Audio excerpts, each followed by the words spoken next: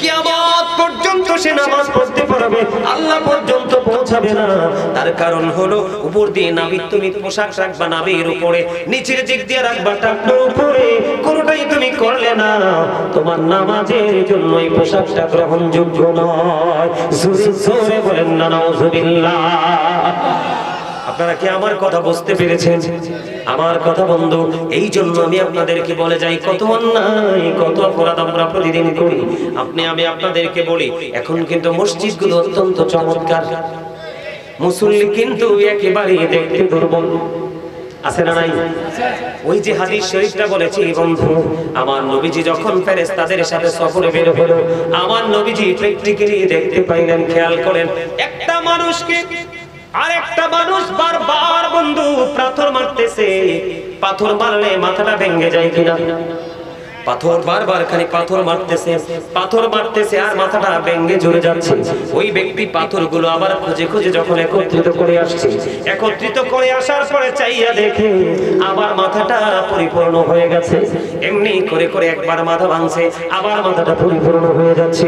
আমার নবীজি দেখলেন এবং প্রশ্ন করলেন ফেরেশতাদেরকে, এই লোকটা কে রে? এই লোকটার অপরাধ হলো রাতের বেলা নামাজ না পড়ে ঘুমাই যাইতো এবং কোরআন তেলাওয়াত শিখার পরে সে কোরআনটা ভুলে গেছে। আওয়াজ করে বলেন না নাউজুবিল্লাহ। তার সাজাটা কি? শুধু পাথর মারতে থাকবে, মাথাটা ভেঙে যাবে, আবার যখন কুরাইতে যাবে আবার মাথা ইনটেক হয়ে যাবে, এমনি করে করে সাজাটা থাকবে। ওই যে বলেছি লা ইয়ামুতু ফিহা ওয়া লা ইয়াহইয়া ওয়া মা হুম বিগাইবিন, বাঁচার সুযোগ নাই, মরার সুযোগ নাই, পালিয়ে যাওয়ার সুযোগ নাই। জোরে জোরে বলুন আল্লাহু আকবার। এবার আসেন, মোবাইল কই? একটা মোবাইল আছে দেন আপনাদের কাছে, আমারটা লগে নাই। দেখ মোবাইল দাও। এই যে মোবাইল, এই যে মোবাইল আপনার মাহফিল কমিটি আমাকে বলেছে, কি জানি নামটা ওনার, আমাকে দাদু ভাই বলে ডাকে, আমার কাছে খুব ভালো লাগছে ওনার ডাক, দেখলে চিনবো, মনে নাই নামটা। ফোন দিয়েছে, হুজুর আপনি কোথায়? দাদু আপনি কোথায়?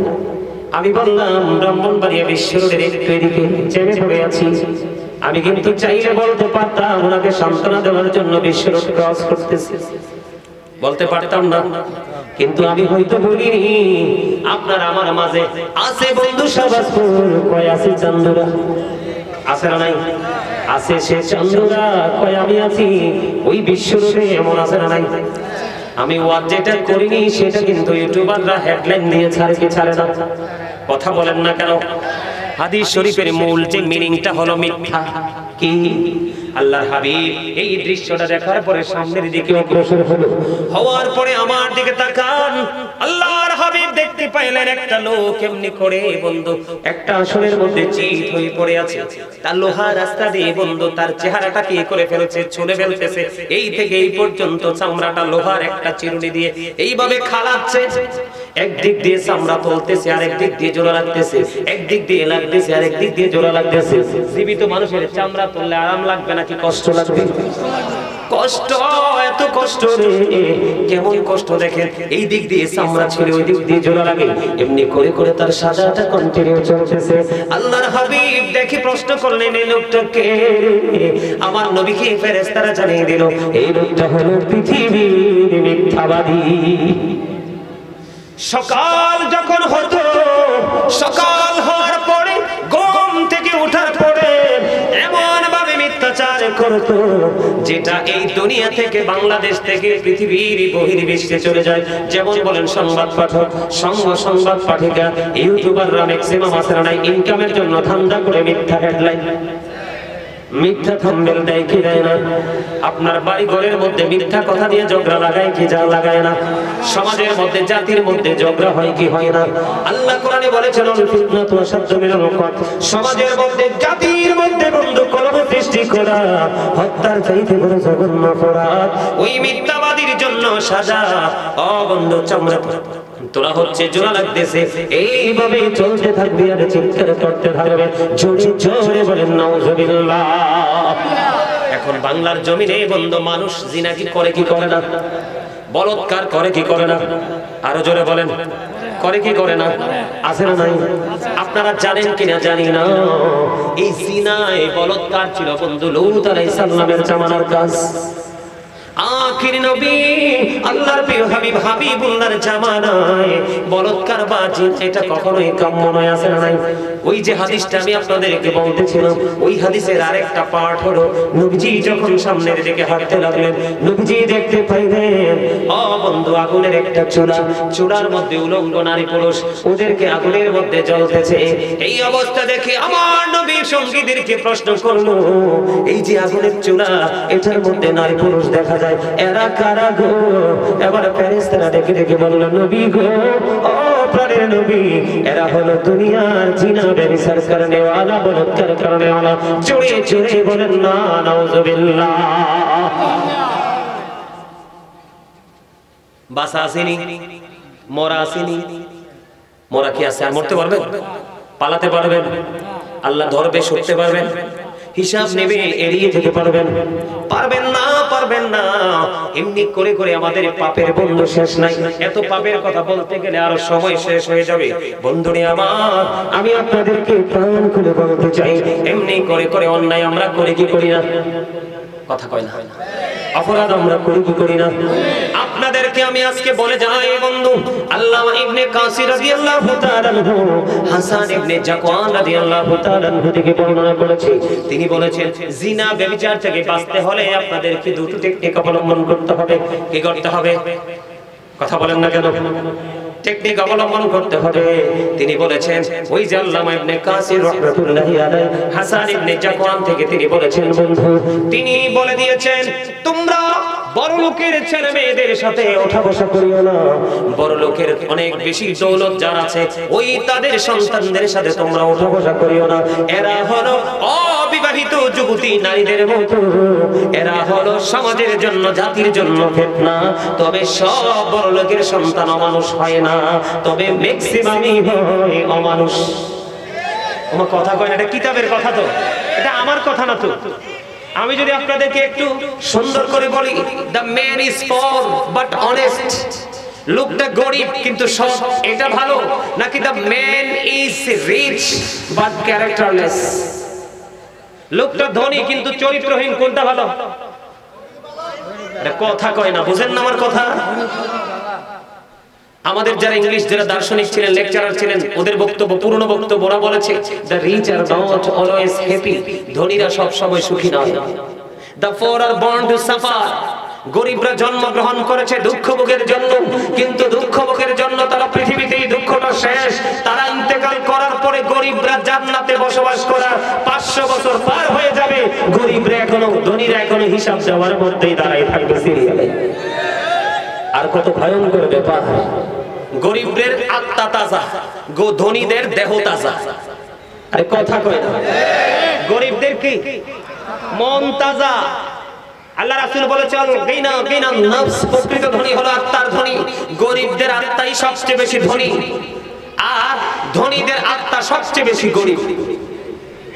বন্ধু ইতিহাস খুঁজে দেখেন, যুগে যুগে যত নবী রাসূল এসেছে, নবীদেরকে যথাযথ মর্যাদা এবং সম্মান দিয়ে কবুল করেছে প্রথম আগে গরিবরা, নাফরমানি করেছে ধনী ধনী লোকেরা। এই জন্য বন্ধু আমাদেরকে আমাদের পূর্বসূরি মেকরাম বলে গেছে, পৃথিবীর বুকে চলাফেরা করো, জীবন যাপন করো, কিন্তু ধনী লোকের সন্তানদের সাথে ওঠা বসা করিও না। এরা কখনো কোনো কিছুর তোয়াক্কা করে না, অন্যায় অপরাধের রাজি করতে থাকে। এই জন্য জিনা থেকে বাঁচতে হলে তাদের খপ্পর থেকে বেঁচে থাকো।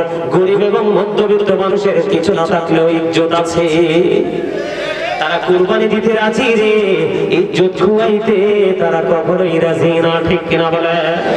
আমি যদি আপনাদেরকে আরো বেশি বলি বন্ধু, হাদিস শরীফের মধ্যে এসেছে, জিনা এবং ব্যভিচার থেকে তোমরা বেঁচে থাকলে আযাব থেকে বাঁচতে পারবে। এটার জন্য মজার বিষয় হলো, আমার দিকে তাকান, একজন যুবক আরেকজন যুবকের লজ্জাস্থানের দিকে তাকায় না।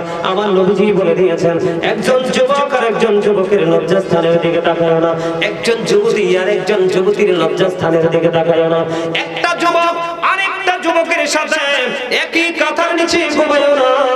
আল্লাহর হাবিব বলে দিয়েছেন, বলেছেন একটা যুবতী আর একটা যুবতীর সাথে একই কাঁথার নিচে তোমরা ঘুমায়ো না, তাহলে এই ব্যভিচার থেকে তোমরা বেঁচে থাকতে পারবা।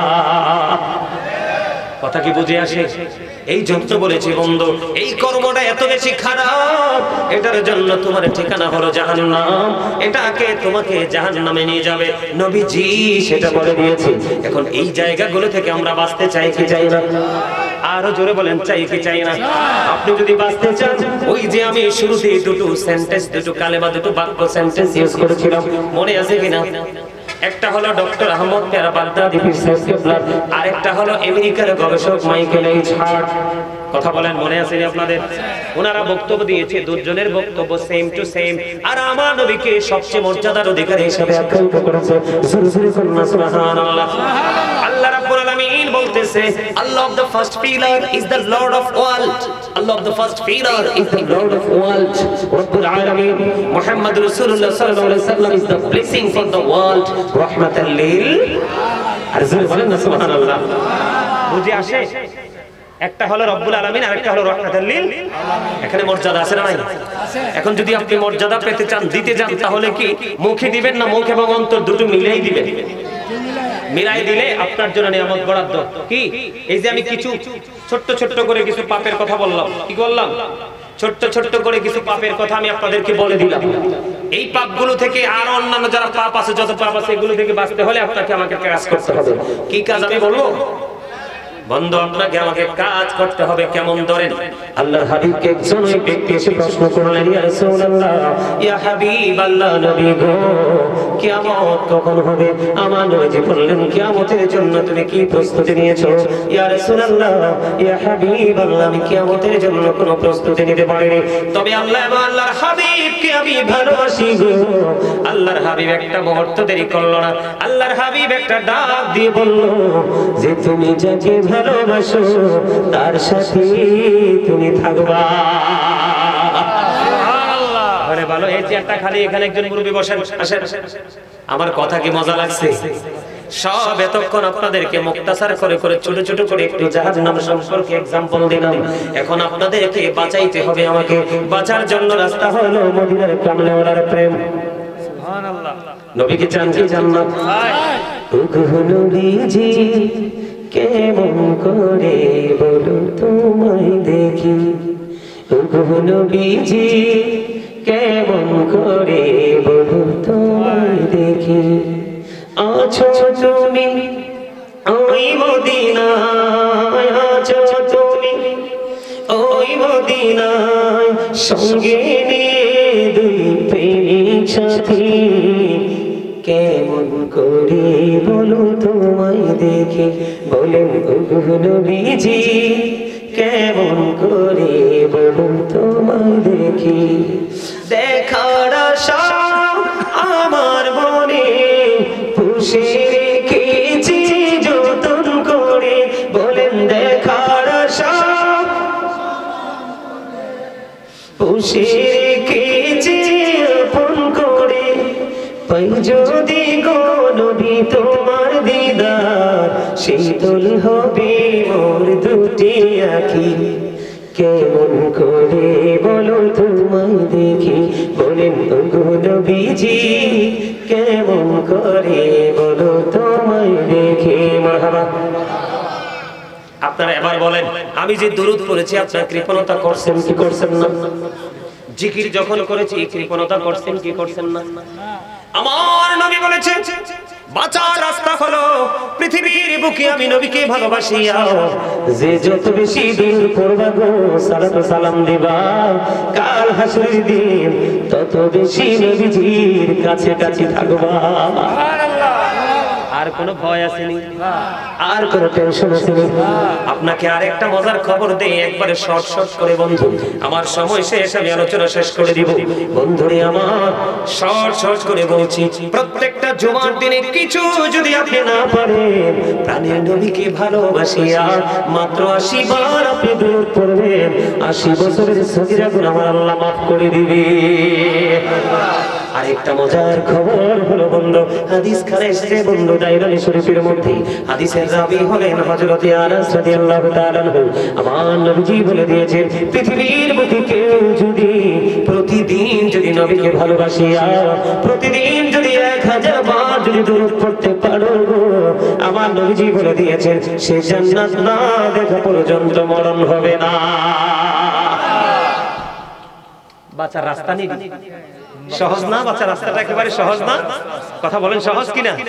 দুরূদ সেই পড়বে যার সিনায় প্রেম জমবে, সালাতু সালাম সেই দিবে যার সিনায় রাসূলের প্রতি ভালোবাসা থাকবে, ঠিক কিনা বলেন?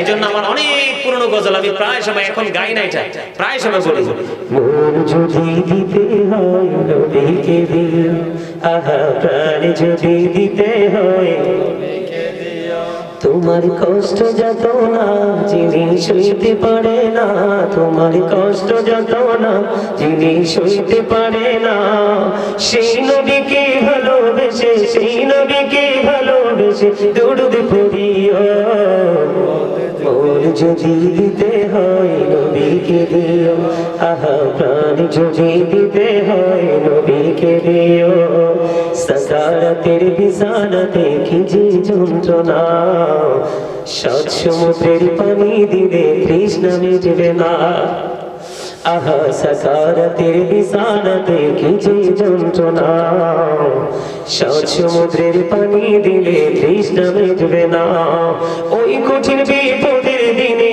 ওই কঠিন বিপদের দিনে পাশে থাকিও, মন যদি দিতে হয় নবীকে দিও, জাহান্নামের গেটে নবী থাকবেন দাঁড়াইয়া, চোখ মুবারকের পানি পড়বে গড়াইয়া, আহা জাহান্নামের গেটে নবী থাকবেন দাঁড়াইয়া, চোখ মুবারকের পানি পড়বে গড়াইয়া, সেই নবীকে ভালোবেসে সেই নবীকে ভালোবেসে মিলাদ পড়িয়া, মন যদি সবাই নবীকে দিও, আহা প্রাণ যদি দিতে হয় নবীকে দিও, তোমার কষ্ট যত না যিনি সইতে পারে না, তোমার কষ্ট যত না যিনি সইতে পারে না, সেই নবীকে ভালোবেসে দরুদ পড়িয়া যদি দিতে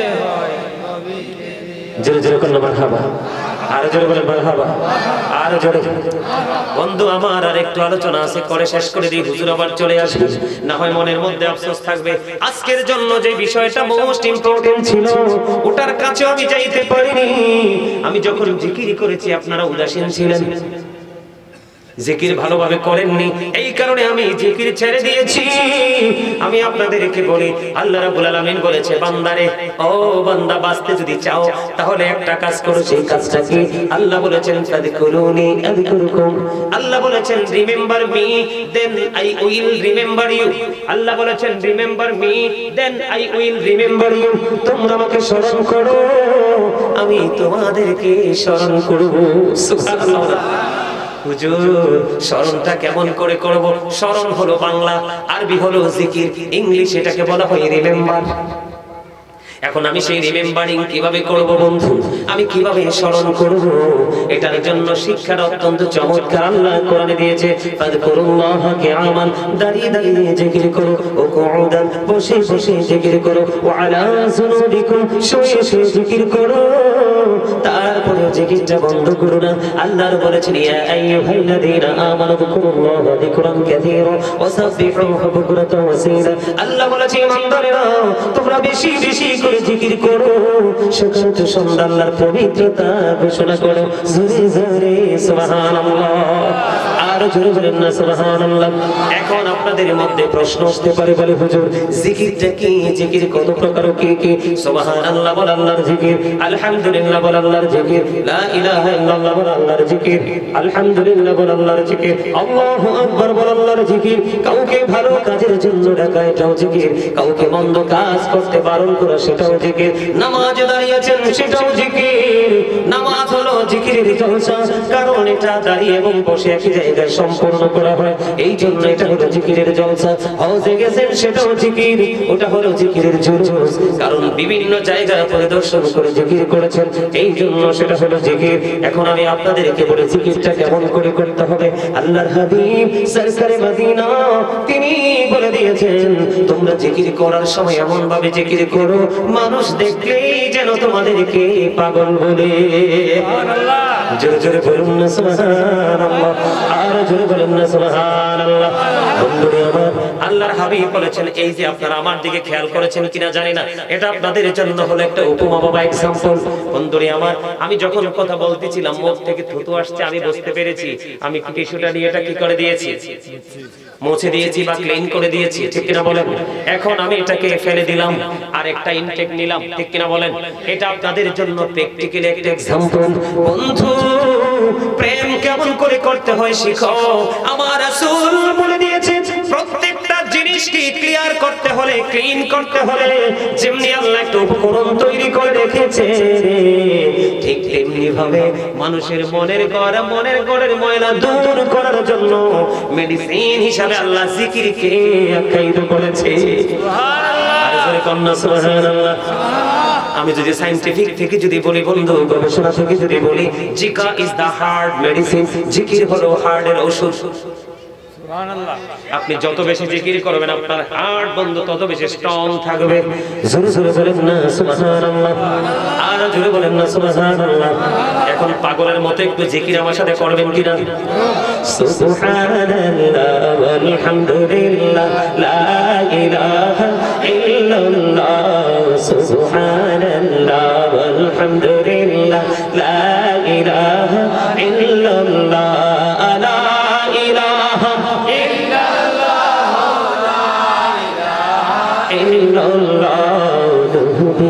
আমার বহুরের ফুতুল জগৎ করলেন ও জালা, নবী আমার বহুরের ফুতুল জগৎ করলেন ও জালা, রোজ হাসরে করবেন তিনি উম্মতের ফয়সালা। সুবহানাল্লাহ আলহামদুলিল্লাহ লা ইলাহা ইল্লাল্লাহ, সুবহানাল্লাহ মুহাম্মাদুর রাসূলুল্লাহ লা ইলাহা ইল্লাল্লাহ, লা ইলাহা ইল্লাল্লাহ, লা ইলাহা আরশ কুরসি লৌহ কলম সৃষ্টি জাহান ও সিলা, আরশ কুরসি লৌহ কলম সৃষ্টি জাহান ও সিলা, যে আল্লাহ খুশি হইয়া নাম রাখলেন হাবিবুল্লাহ। সুবহানাল্লাহ আলহামদুলিল্লাহ লা ইলাহা ইল্লাল্লাহ, লা ইলাহা ইল্লাল্লাহ মুহাম্মাদুর রাসূলুল্লাহ সাল্লাল্লাহু আলাইহি ওয়াসাল্লাম। জোরে জোরে বলেন আলহামদুলিল্লাহ। পাগলের মতো হয় নাই, দুই চারজনকে দেখছি একটু জজবা আজকে, আর বাকি তারা সবাই অর্ধমিত মানুষের মতো।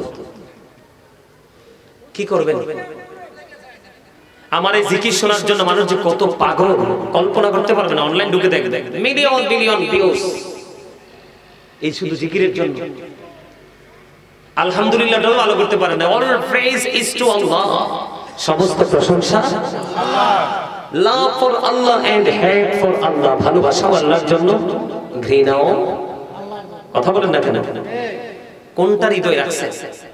বন্ধুরে আমার, জিকির আল্লাহর হাবিব বলেছেন দুই ভাবে করা যায়, দুই ভাবে জিকির করা যায়, জবান দিয়ে করা যায়, অন্তর দিয়ে করা যায়।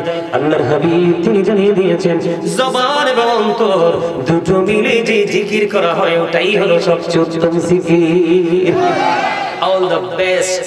ঠিক কিনা বলেন? রিমেম্বার, আরে যারা বলেন সুবহানাল্লাহ, জিকিরটা করবেন। এই যে বললেন বন্দে এসে সুবহানাল্লাহ বললেন, আল্লাহর হাবিব তিনি জানিয়ে দিয়েছে তোমরা যখন জান্নাতের বাগানে যাও, জান্নাতের বাগানে যাও, তখন তোমরা জান্নাতের বাগান থেকে তোমরা ফল খেয়ে নিও। ইয়া রাসূলুল্লাহ, ইয়া হাবিবাল্লাহ, নবী গো, ও প্রাণের নবী, জান্নাতের বাগানের ফলটা কি গো? আমার নবী জানিয়ে দিয়েছেন সুবহানাল্লাহ ওয়ালহামদুলিল্লাহ লা ইলাহা সুবহানাল্লাহ আলহামদুলিল্লাহ লা ইলাহা ইল্লাল্লাহ লা ইলাহা ইল্লাল্লাহ লা ইলাহা শাহাদাতের বাণী ছুটে আসিলেন কামড়ি বলা শাহাদাতের বাণী ছুটে আসিলেন কামড়ি বলা আমাকে ফুটিল রবি নূরে মিন্নু রে আলা সুবহানাল্লাহ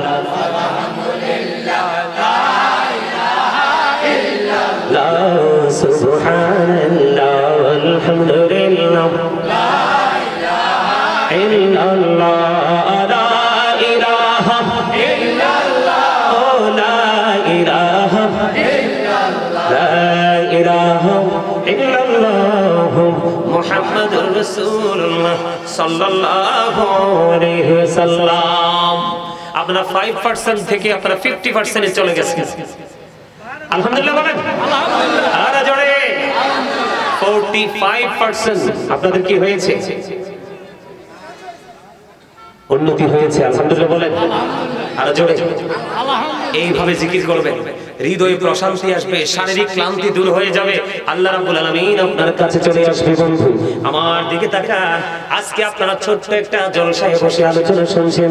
হাদিস শরীফের মধ্যে এসেছে, হাদিসের রাবী হলেন হযরত আবু হুরায়রা রাদিয়াল্লাহু তাআলা আনহু। সবচেয়ে বড় মজার খবর দেখেন জিকিরের কন্ডিশন কেমন, কত বড় নিয়ামত আল্লাহর হাবিব তিনি জানিয়ে দিয়েছেন। কোন বান্দা যখন একা একা জিকির করে আল্লাহ রাব্বুল আলামিন বলে, হাবিব আপনি জানিয়ে দেন আমি আমার ওই বান্দার জিকির একা একা করি। সুবহানাল্লাহ। বুঝছেন কি? জিকির যখন আপনি একা একা করবেন, আপনার জিকিরও আপনার মাওলা একা একা করবেন। আল্লাহর হাবিব আরো জানিয়ে দিয়েছে, কেউ যখন কোন জলসায় বসে মাওলার জিকির করতে থাকে, আল্লাহ রাব্বুল আলামিন আল্লাহর হাবিবকে ডেকে ডেকে বলে, হাবিব আপনি জানিয়ে দেন আমি আল্লাহ যখন কোন বান্দা আমি আল্লাহর জিকির করে কোন জলসায় বসিয়া আমি আল্লাহ তার চাইতে উত্তম জলসায় তার জিকির করি। তার মানে আপনি পৃথিবীতে বসে জিকির করেন, আল্লাহ রাব্বুল আলামিন আল্লাহর রহমতের ফেরেশতাদেরকে নিয়ে আপনার আমার জিকির করেন। সুবহানাল্লাহ। আরো বড় মজার খবর হলো, কেউ যদি 1 বিঘা পরিমাণ আল্লাহর দিকে জিকির করতে করতে এগিয়ে যায়, আল্লাহ রাব্বুল আলামিন বলে দিয়েছে, হাবিব গো আপনি জানিয়ে দেন কেউ যখন 1 বিঘা পরিমাণ এগিয়ে আসে আমি আল্লাহ ওই বান্দার দিকে 1 গজ পরিমাণ এগিয়ে আসি। আমার আল্লাহ জানিয়ে দিয়েছে, বন্ধু হৃদয় করে শোনো, আমার আল্লাহ জানিয়ে দিয়েছে, হাদিস শরীফের মধ্যে এসেছে, আমার রাসূল বলেছে, কেউ যদি জিকির করতে করতে আল্লাহর দিকে 1 হাত পরিমাণ এগিয়ে যায় রে, আল্লাহ রাব্বুল আলামিন কথা দিয়েছে, হাবিব আপনার পাগল উম্মতগুলোকে আমার বান্দাগুলোকে জানায়া দেন আমি আল্লাহ আমার ওই বান্দার দিকে 2 হাত পরিমাণ এগিয়ে এসে, তার মানে ডবল। আর জোরে বলেন না সুবহানাল্লাহ। এখানে শুধু ক্ষান্ত নয় রে, আল্লাহ রাব্বুল আলামিন আরো বলতেছে, আল হাবিব আপনি জানিয়ে দেন আমার বান্দা যখন আমি আল্লাহর দিকে হেঁটে হেঁটে জিকির করতে আসে গো, আমি আল্লাহ আমার ওই বান্দার দিকে দৌড়ে আসি। তার মানে হলো বন্ধু, এই মজার মানে হলো, তার কারণ হলো দেখবেন কত মানুষ আছে সারা জীবন নামাজ পড়েও আল্লাহর নিয়ামতের দেখা পায় না, আর কেউ অল্প সময় আমল করে মাওলার দিদার পেয়ে যায়। তার মানে আপনি যত আপন হতে চান আল্লাহ আল্লাহ তার চাইতে বেশি আপন করে নেয় আপনাকে। আপন করে নেওয়ার কারণ তো আছে, সূরা 3 এর মধ্যে খুঁজে দেখেন, আল্লাহ রাব্বুল আলামিন বলেছেন, লাকাদ খালাকনাল ইনসানা ফি আহসানি তাকবীর। আল্লাহ রাব্বুল আলামিন আসমান জমিন চন্দ্র সূর্য যা কিছু আছে সব কিছুর চাইতে সুন্দর করে মানুষ বানাইছে। সুবহানাল্লাহ। আমি ওয়াজ করতে করতে তো ক্লান্ত হই নাই, আপনারা ওয়াজ শুনতে শুনতে টায়ার্ড ফিল করতেছেন, ক্লান্ত হয়ে গেছে। হ্যাঁ আপনি খবরটা কি কইছি বুঝতে পারছেন আপনারা? খবর তো বুঝেন নাই, সুন্দর মানুষ বানাইছে আপনাকে আমাকে, এত সুন্দর করছে, আসমান চাইতেও সুন্দর, জমিন চাইতেও সুন্দর, আকাশের চাঁদ চাইতে সুন্দর, আকাশের তারকা চাইতে সুন্দর, এই দৃষ্টি দিয়ে যা কিছু দেখে সুন্দর। আল্লাহ কই বান্দারে তার চাইতে অধিক সুন্দর তুমি, কারণ তোমার জন্যই বানাইছি এই পৃথিবী। সূরা ৩ থেকে আমি একটু করে যদি বন্ধু আবার আমার ওই ভিতরে ফিরে যাই, আল্লাহ রাব্বুল আলামিন ওই সূরাতে বলে দিয়েছেন ফি আই সূরাতিন শাআ রাব্বুক। আল্লাহু আকবার। আল্লাহ রাব্বুল আলামিন বলে দিয়েছেন আল্লাহ ক্রিয়েটেড দ্য মাইন্ড। আল্লাহ বলে বান্দা শুধু তোমাদেরকে সুন্দর করে শুধু বানাই আমি ক্ষান্ত হইনি, আমি আল্লাহ তোমাদেরকে আমার মন মতো করে বানাইছি। এই জন্য তুমি যখন আল্লাহকে ডাকতে ডাকতে ডাকতে ডাকতে একটা বিঘা যাও, আল্লাহ তোমার দিকে 1 গজ পরিমাণ আগায় আসে। তুমি ডাকটা দিতে দেরি রে, তোমার মালিক তোমার ডাকে সাড়া দিতে দেরি করে না। তাইলে ওই মাওলার জিকিরের দরকার আছে না নাই? আর জোরে বলেন আছে না নাই? আমার আলোচনা শেষ, আমি আর 1 মিনিট আলোচনা করব না বন্ধু। এর মধ্যে সবচেয়ে গুরুত্বপূর্ণ একটা আমল হলো জিকির, এটা হলো নামাজ। নামাজ এটাকে বলা হয় প্রার্থনা, বা ইংলিশে যদি বলি প্রেয়ার। প্রেয়ার ইজ দ্য কি টু প্যারাডাইস। নামাজ হলো জান্নাতের চাবি। as-সালাতুল মিফতাহুল জান্নাহ। ঠিক কিনা বলেন? নামাজ হলো জান্নাতের চাবি। as-সালাতু মি'রাজুল মুমিনিন। নামাজ হলো মুমিনের জন্য মেরাজ। আরো বড় মজার খবর হলো সূরা আনকাবুতের মধ্যে আপনি একটু খোঁজ নিয়ে দেখেন, আল্লাহ রাব্বুল আলামিন বলেছেন ইন্না সলাতা তানহা আনিল ফাহশাই ওয়াল মুনকার। আল্লাহ রাব্বুল আলামিন তিনি জানিয়ে দিয়েছেন নামাজ মানুষকে সকল অশ্লীল কাজ থেকে বাঁচায় রাখে। এই নামাজ ধরার দরকার আছে না নাই? এটা হলো বড় জিকির। এই জিকির যদি তুমি করতে পারো তাহলে তোমার জীবন ছিল নগণ্য হয়ে যাবে, তুমি ধন্য।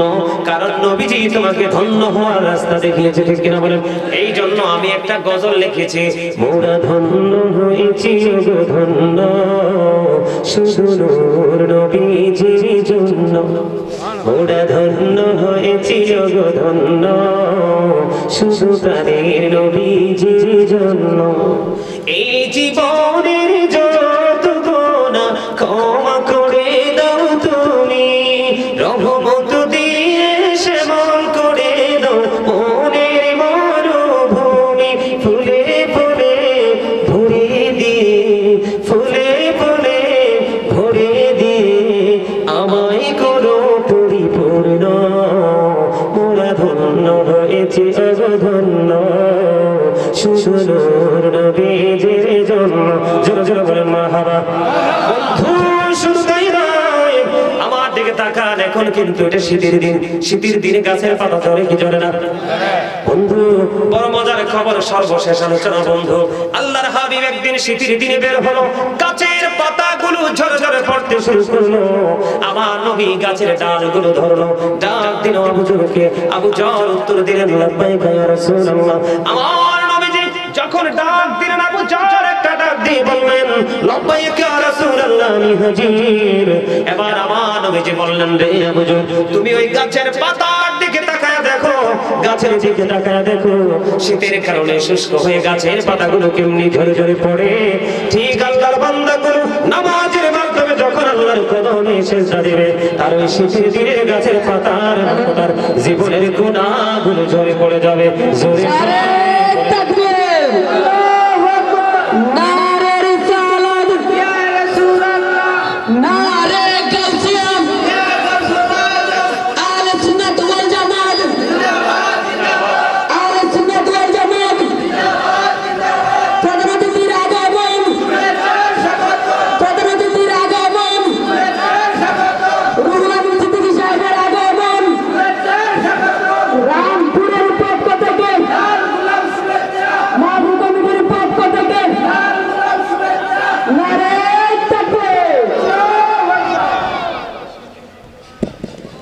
সম্মানিত উপস্থিতি, আমার ভাই আসছে। আমি শুরুতে আপনাদেরকে বলেছিলাম এই আপনারা কেউ যাবেন না প্লিজ, আমার ভাই আসছে, আমি নিজে স্লোগানটা দিতাম।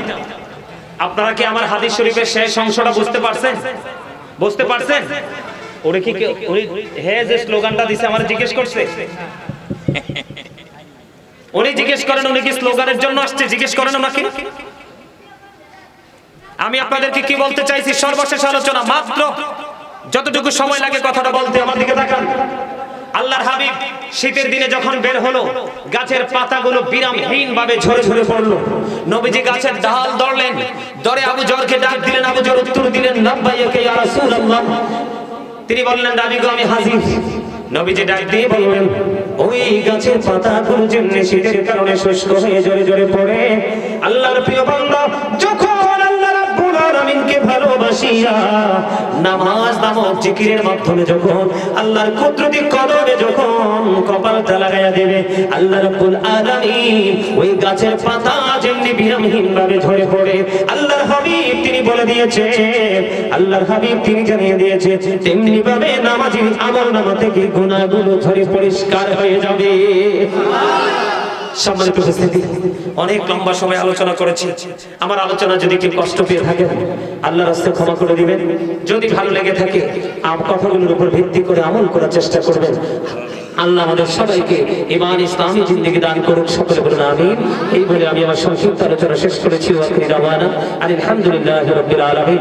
সর্বশেষ একটা কথা, এটা আমার শেষ বয়ান, সেটা হলো আমার দিকে তাকান। আল্লাহ রাব্বুল আলামিন বলে দিয়েছেন, join with my dear people, come to my